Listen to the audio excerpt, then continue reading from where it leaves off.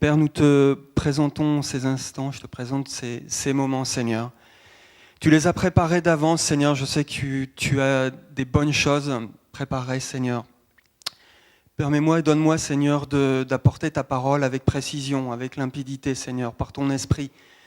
Donne-moi d'être clair, Seigneur, et donne-moi ta paix dans ces moments, Seigneur. Merci de me donner de l'apporter aussi avec force, Seigneur. Je te prie de bénir chacun, Seigneur, que chacun puisse être édifié, Seigneur, et chacun puisse mettre à profit cet enseignement, ta parole, Seigneur. Nous voulons être attentifs, Seigneur. Merci pour ces instants au nom de Jésus-Christ. Amen.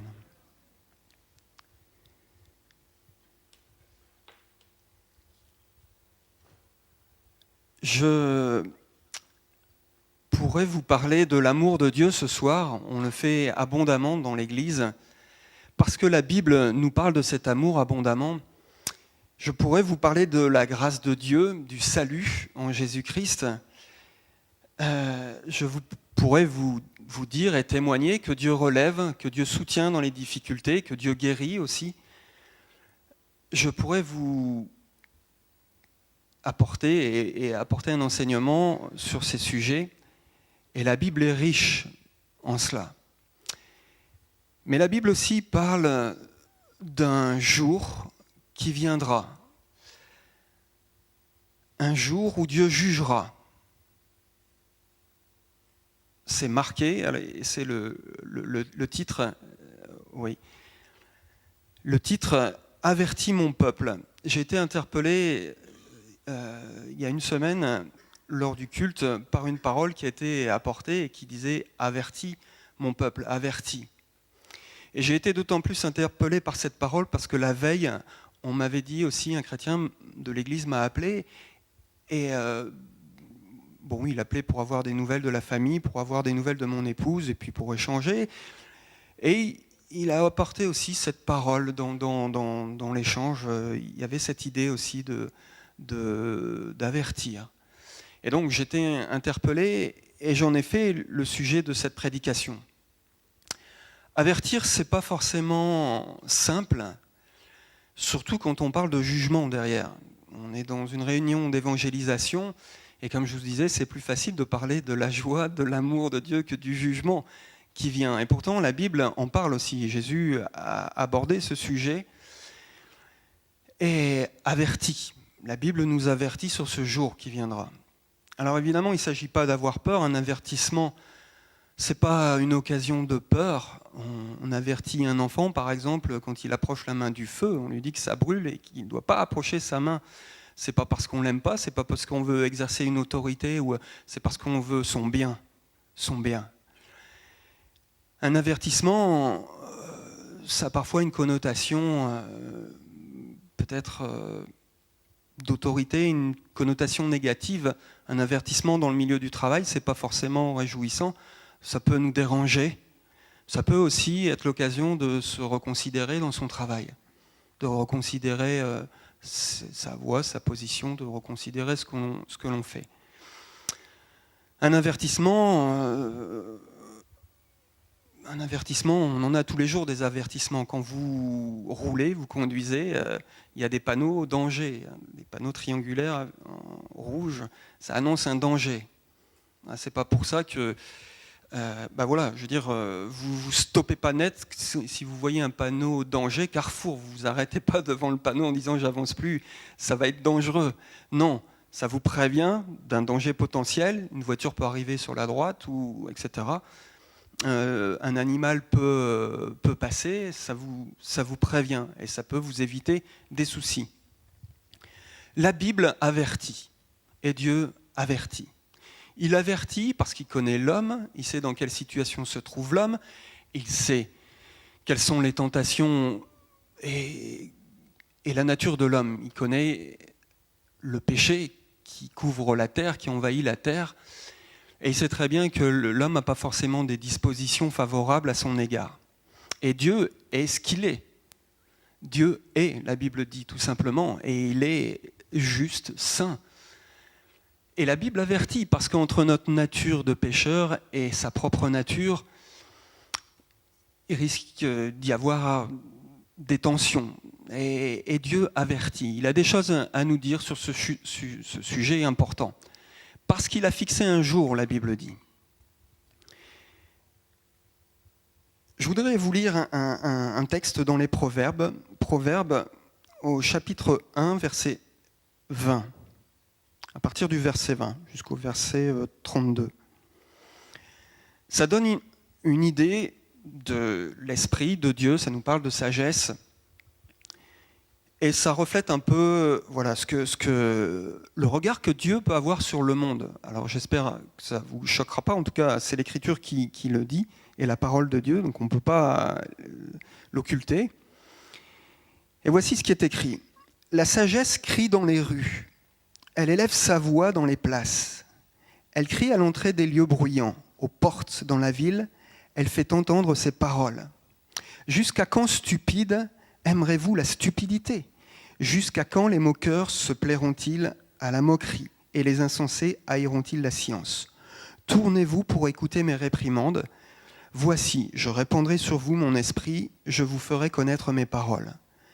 Puisque j'appelle et que vous résistez, puisque j'étends ma main et que personne n'y prend garde, puisque vous rejetez tous mes conseils et que vous n'aimez pas mes réprimandes, moi aussi je rirai. Quand vous serez dans le malheur, je me moquerai quand la terreur vous saisira.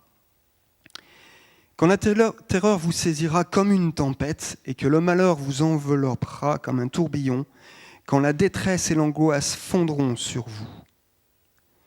Alors, ils m'appelleront et je ne répondrai pas. Ils me chercheront et ils ne me trouveront pas, parce qu'ils ont haï la science et qu'ils n'ont pas choisi la crainte de l'Éternel, parce qu'ils n'ont point aimé mes conseils et qu'ils ont dédaigné toutes mes réprimandes. Ils se nourriront du fruit de leur voix et ils se rassasieront de leurs propres conseils. Car la résistance des stupides les tue et la sécurité des insensés les perd. Mais celui qui m'écoute reposera avec assurance, il vivra tranquille et sans craindre aucun mal. Je pense que la parole de Dieu est claire. On est ici rassemblés et vous êtes ouverts à la parole de Dieu. Vous êtes venus l'écouter, vous êtes venus vers lui et vous êtes venus recevoir ses conseils. On est dans un monde où la moquerie, les choses de Dieu sont méprisées. Il suffit d'ouvrir la radio, d'écouter quelques émissions que je ne vais pas citer ce soir sur les ondes, mais régulièrement, Jésus-Christ lui-même est porté en dérision. Les choses de Dieu sont méprisées et on se moque. Bon, ok, soit, mais la parole de Dieu est claire. Notez bien que la sagesse, on l'a lu au début du texte, va à la rencontre des hommes. Sur les places publiques, à l'entrée des lieux bruyants, aux portes dans la ville, elle fait entendre ses paroles. J'y vois à travers de ça une disposition de Dieu à aller vers l'homme et aller à sa rencontre dans les villes, vers les villes. On est en dehors des églises dans ce passage, mais vers les hommes. Et la Bible dit que Dieu appelle tous les hommes. Quand Jésus aura été élevé, il attirera tous les hommes à lui. Et l'Esprit de Dieu appelle les hommes. Au milieu du tumulte, au milieu du bruit de la ville, il se fait entendre. En tout cas, il crie. La sagesse crie pour se faire entendre dans le tumulte. Elle est méprisée, ignorée, on passe à côté, etc. Ça, c'est l'histoire de nos vies, la vie des hommes. Un jour, vous avez répondu à cet appel et vous êtes venus, vous suivez. Vous vous placez de ce fait-là sous le conseil de Dieu. Et les choses, le dernier verset, « Mais celui qui m'écoute reposera avec assurance, il vivra tranquille et sans craindre aucun mal. » Une mauvaise attitude, ne pas écouter et ne pas faire attention aux avertissements, finit par être défavorable à l'homme. Négliger le conseil de Dieu, c'est nuire à sa propre vie. Alors que Dieu veut nous apporter la vie en abondance, négliger sa parole, c'est se positionner et c'est se travailler contre sa propre vie. Je voudrais illustrer ce sujet par un sujet qui est d'actualité. un procès qui a lieu en ce moment. Vous avez certainement entendu parler de cette tempête Xynthia en 2010 qui a ravagé donc une commune en bordure de mer et qui a fait des victimes. 29 personnes sont mortes. Voilà, je vous ai mis une photo de ce village. On voit la digue en bas. Et, enfin, le village, c'est un lotissement, tout un lotissement. Et des personnes se sont retrouvées prisonnières dans leur maison par la montée des eaux, pouvant plus sortir. Dans ce lotissement, il y avait beaucoup de personnes âgées qui avaient choisi de s'installer là pour leur retraite. Et donc, il y avait des petits-enfants qui étaient avec eux aussi. Leurs petits-enfants, bon, il y avait... Mais majoritairement, c'était des personnes âgées. Les circonstances ont fait que le jour de cette tempête, il y avait un niveau très haut, c'était des grandes marées, un indice de marée important. Et ce lotissement a été ravagé. Un procès a lieu aujourd'hui, 4 ans après. Parce que des responsabilités sont cherchées. Pour plusieurs raisons. Parce que d'une part, ce lotissement a été construit dans une zone submersible. Parce que les personnes qui étaient dans ce lotissement n'ont pas été prévenues des risques ou ont été trompées. En tout cas, c'est ce que le procès va révéler, l'instruction va révéler. Parce qu'il y avait des défaillances au niveau de la digue, elle était mal entretenue.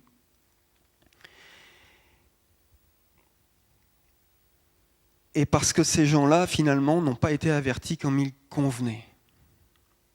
Ils n'ont pas été avertis comme il convenait. Donc un procès est en cours. Les médias en parlent, ça va durer 5 semaines. Un maire est concerné par cette catastrophe, parce qu'il aurait délivré, bon, le verdict rendra compte, mais il aurait délivré des permis de construire à un endroit où c'était dangereux. Ça illustre... Alors, je ne veux pas faire d'amalgame, comprenez-le bien. Je ne dis pas que Dieu a jugé, c'est une catastrophe naturelle avec des circonstances. Simplement, ce que je veux illustrer par là, ce n'est pas le jugement de Dieu, qu'on s'entende bien, c'est qu'il y a eu un manque d'avertissement sur ce... Et les personnes étaient dans l'ignorance. Dans l'ignorance parce que le message n'est pas passé. Météo France avait lancé une alerte rouge, mais eux, ils étaient à un endroit très sensible. Et les digues étaient mal entretenues. Il fallait prendre une décision rapide et décider de les évacuer, ce qui n'a pas été fait. La Bible nous enseigne aussi ces choses et ça m'a amené évidemment à penser à ce jour que Dieu annonce où un jugement viendra sur le monde. Alors ce jugement, qu'on le comprenne bien, la Bible l'associe fortement à l'avènement de Jésus-Christ. Le jour où Jésus viendra, avec lui viendra la rétribution et avec lui viendra aussi un jugement. Ça ne doit pas être une occasion de tristesse pour nous. Parce que la justice est dans la nature de Dieu, il est juste. Et Jésus a dit « Heureux ceux qui ont soif et faim de justice, car ils seront rassasiés. » Alors il parlait de la justice de la croix, on y viendra tout à l'heure. Mais la notion de justice et le jugement ne doit pas nous effrayer. Il nous avertit, bien sûr Dieu nous avertit. Il viendra brutalement, en un instant, en un éclair.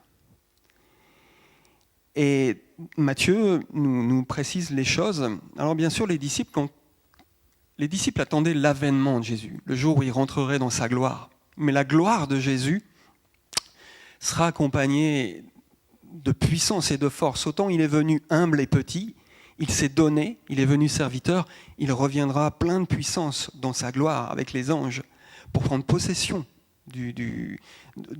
pour entrer dans son règne. Et on l'a chanté tout à l'heure, Maranatha, que ton règne vienne. Quand on chante ça, il faut bien réaliser qu'on demande à Jésus de venir. Et l'Apocalypse, on le lira tout à l'heure, dit « Viens Seigneur ». L'Église dit « Viens Seigneur ». Parce qu'on veut voir cette justice s'établir sur la terre. Comprenez-le bien, celui qui marche dans la lumière n'a pas à craindre la justice de Dieu.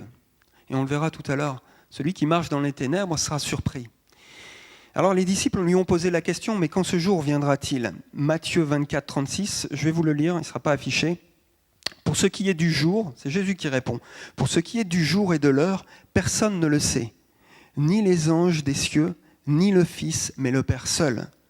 Ce qui arriva au temps de Noé arrivera de même à l'avènement du Fils de l'homme. Car dans les jours qui précédèrent le déluge, les hommes mangeaient et buvaient, se mariaient et mariaient leurs enfants, jusqu'au jour où Noé entra dans l'arche. Ils ne se doutèrent de rien jusqu'à ce que le déluge vînt et les emporta tous. Il en sera de même à l'avènement du Fils de l'homme. Il en sera de même à l'avènement du Fils de l'homme. Notez bien, ils ne se doutèrent de rien.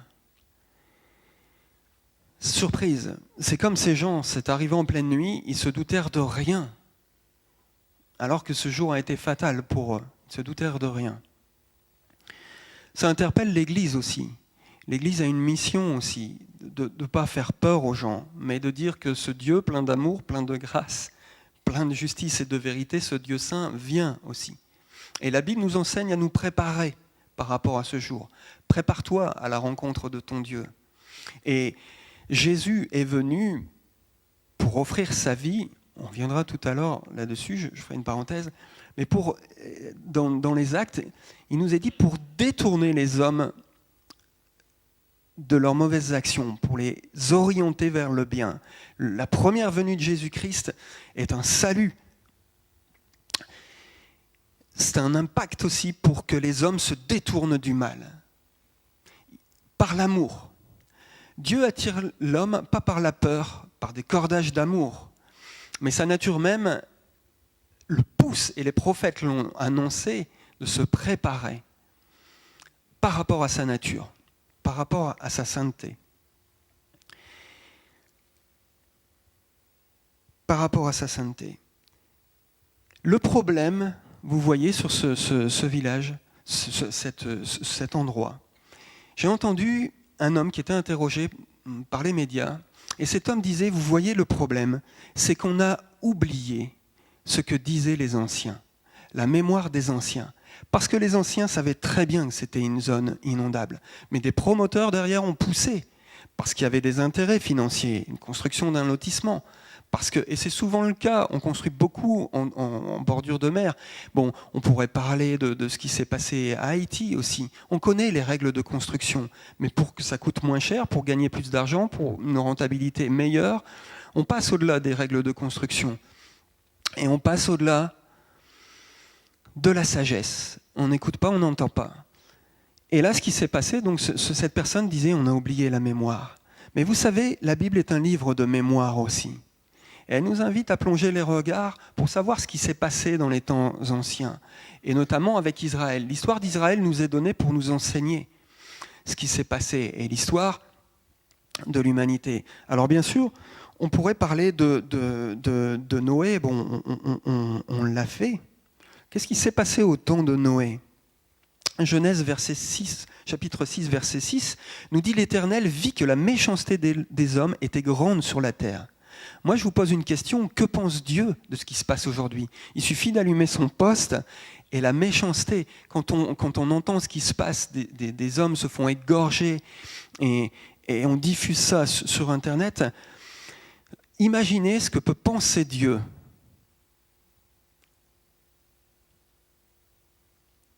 Ce que peut penser Dieu. Alors bien sûr, c'est un événement parmi tant d'autres, mais la violence monte et on pourrait parler. Alors évidemment, c'est à notre échelle, c'est quelques années, mais si on regarde sur le siècle dernier, la méchanceté du siècle dernier, on pourrait parler de la Shoah, on pourrait parler des massacres au Rwanda, on pourrait parler de déchaînement de violence. La violence monte petit à petit. Et c'est un signe dans Matthieu chapitre 24. Jésus a parlé de ce signe, de la violence des enfants qui se rebelleront par rapport à leurs parents, que l'amour du plus grand nombre se refroidira. Si l'amour se refroidit, c'est la dureté qui prend place, et avec la dureté, la violence. La méchanceté dans le cœur des hommes. Dieu n'est pas là pour nous accuser, nous écraser, mais il nous appelle à veiller sur nos propres cœurs, à veiller. À veiller. On pourrait bien sûr parler de Sodome et Gomorrhe. La mémoire des hommes, il faut garder en mémoire ce qui s'est passé. Là aussi, Jésus a dit quelque chose d'intéressant sur Sodome. Il a dit « Sodome sera jugé moins sévèrement que Capernaum, là où il y a eu des miracles. » Ah, ça veut dire quoi ? Et pourtant, Sodome a été détruite par le feu. À cause de quoi ? À cause de l'impudicité. L'impudicité. Il transgressait toutes les règles de l'amour. L'impudicité. L'impudicité. Il suffit d'allumer Internet pour accéder à toute forme d'impudicité et bon, je vous passe les détails. Mais ça doit nous enseigner sur ce qui s'est passé. Bien sûr, bon, on pourrait revenir sur Noé, sur l'histoire d'Israël. L'histoire d'Israël nous amène aussi à cette réflexion. Les prophètes ont averti mon peuple. C'est une parole qui était donnée aux prophètes, en tout cas les prophètes de l'Ancien Testament. Et jusqu'à Jésus-Christ, si Dieu a parlé par les prophètes, il a aussi parlé par le Fils. Et il y a le même esprit qui parle par les prophètes et par le Fils. Jésus a de la même façon averti les hommes sur un jugement qui viendrait. Ça doit nous interpeller, nous l'Église. Encore une fois, pas nous faire peur, parce que c'est la gloire de Jésus-Christ. On verra sa gloire, on le verra face à face. Il rentrera dans son règne et c'est un temps de paix et de justice qui paraîtra. Un temps qu'on ne connaît pas encore, un temps qui est réservé à son peuple, un temps dans lequel on est amené à entrer en persévérant. Veillez, priez, disait Jésus, afin de ne pas vous détourner ou d'être séduit. Et on le verra tout à l'heure, la séduction. La séduction. Les prophètes ont parlé. Donc, c'est important de regarder ce qui s'est passé et de réfléchir, de poser les choses et de considérer nos propres vies. Un temps donc où Dieu jugera. Dieu avertit du danger.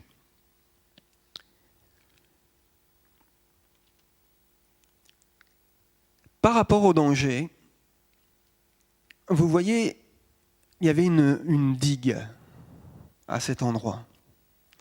Évidemment, on pourrait se dire, mais ces gens aussi, ils se sont installés, ils ont acheté, décidé d'acheter une maison. Moi, je pense que la sagesse avait parlé aussi, peut-être, bien avant.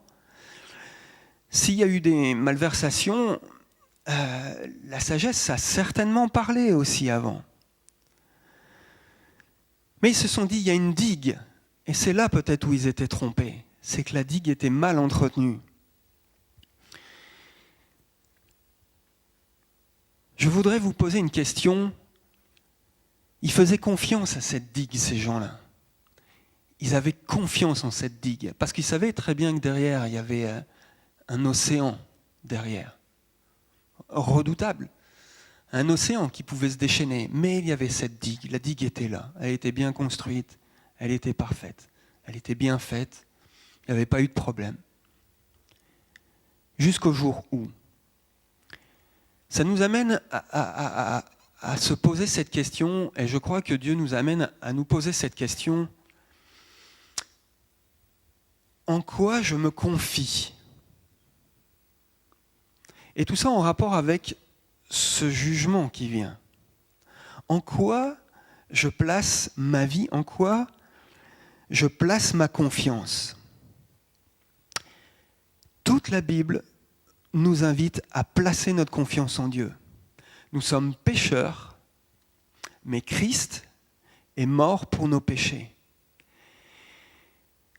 Bien sûr, on ne vit pas dans le péché, on bronche tous d'une façon ou d'une autre, on est amené à confesser nos péchés, mais on n'est pas installé, on ne cultive pas le péché, vous comprenez ?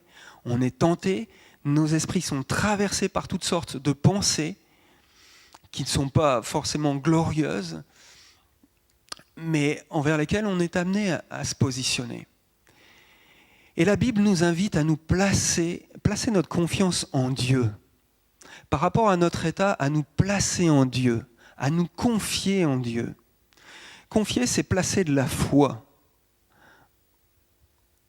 en quelque chose. La foi, c'est placer sa confiance, plus exactement, en quelque chose. On peut placer sa confiance, et vous pouvez placer votre confiance dans beaucoup de choses. On peut placer sa confiance dans une idéologie, dans un parti, en espérant que ce parti nous amènera, un parti politique, quel qu'il soit, nous amènera au bonheur, une idéologie.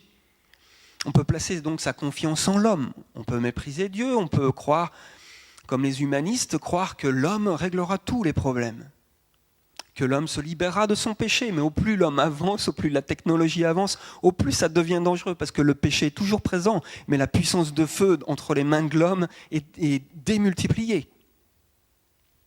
On peut placer sa confiance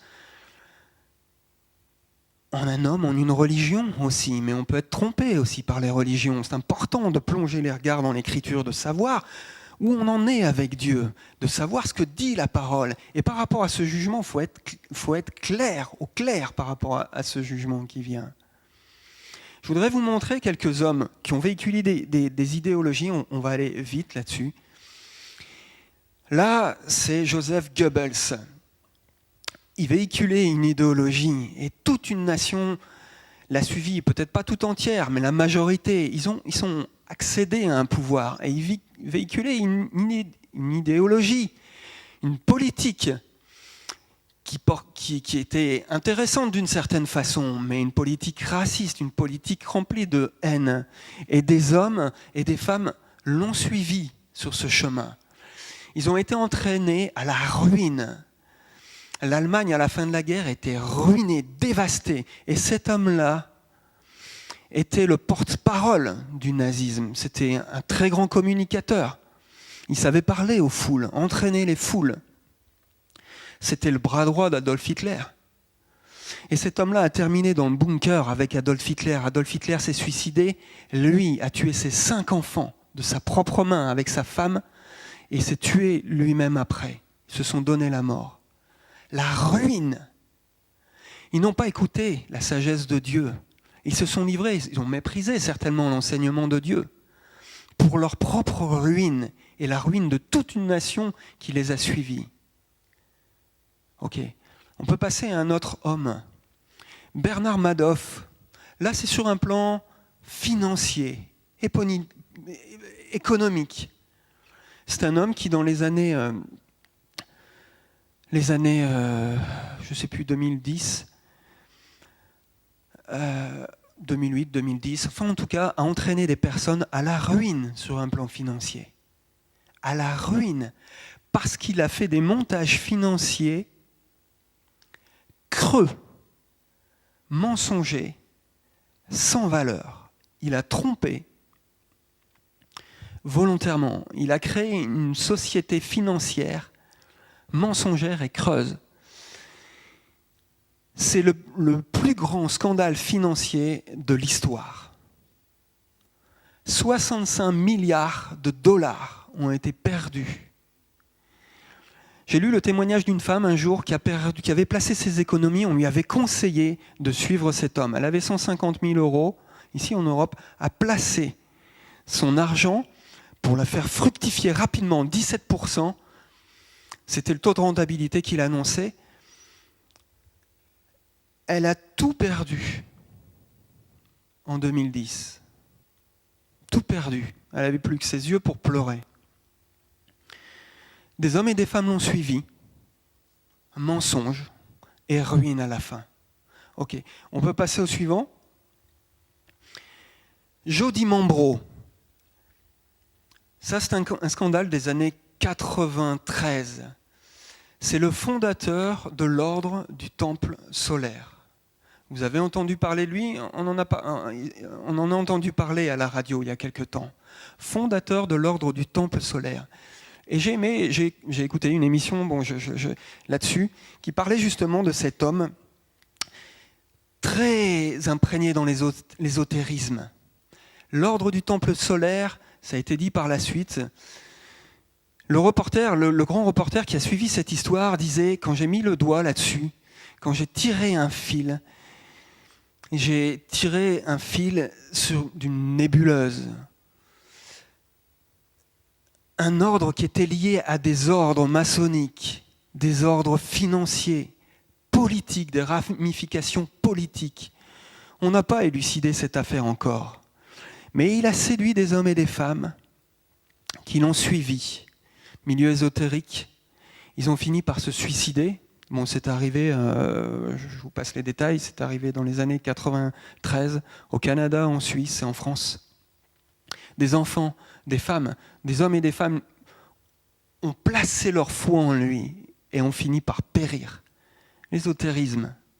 La parole de Dieu est claire par rapport à la vie spirituelle. Elle trace un chemin très précis, Jésus-Christ.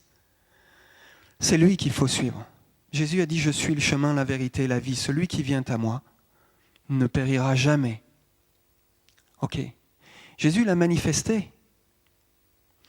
Il n'a pas cherché à profiter des gens qui l'ont suivi. Il a donné sa vie.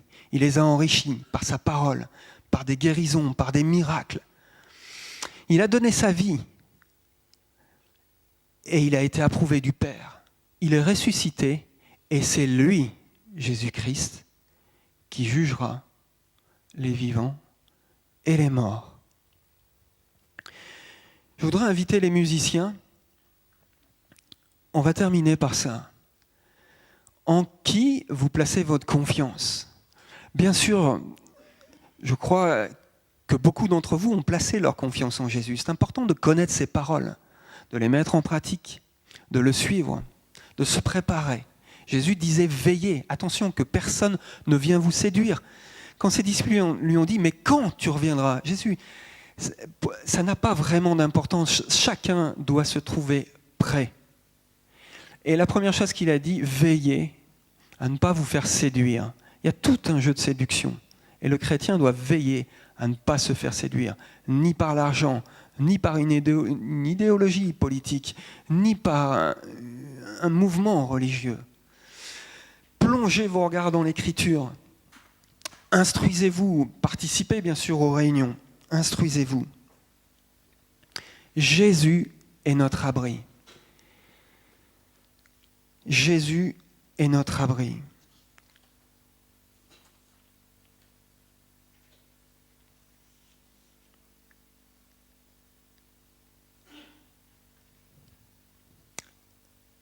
Jésus sera le juge. C'est Paul qui le dit dans les Actes des Apôtres. Il s'adresse aux Athéniens. Écoutez bien ce qu'il dit. Il s'adresse à des personnes qui ne connaissent pas Jésus-Christ, aux Grecs. Ils ne connaissent pas Jésus-Christ. Mais il leur annonce, alors je ne vais pas parcourir le discours, mais il leur annonce, il dit, Dieu, sans tenir compte des temps d'ignorance, sans tenir compte des temps d'ignorance, annonce maintenant à tous les hommes, et ça retentit sur toute la terre, à tous les hommes en tout lieu, qu'ils aient à se repentir, parce qu'il a fixé un jour où il jugera le monde, selon la justice, écoutez bien, par l'homme qu'il a désigné, ce dont il a donné à tous une preuve certaine en le ressuscitant des morts. Toute la parole de Jésus et les actes de Jésus sont fondés dans l'approbation de Dieu par sa résurrection. Il a été approuvé de Dieu par la résurrection et le Père lui a confié de juger à cause de ce qu'il a souffert, de ce qu'il a vécu, de ce qu'il s'est identifié à la nature humaine en s'incarnant. Et s'est livré pour chacun d'entre nous, pour nos péchés. C'est donc Jésus qui sera juge. C'est Jésus qui sera juge. Et je vais vous dire une bonne chose. La Bible nous dit aussi que Jésus est un avocat. Et il vaudra mieux l'avoir comme avocat que comme juge.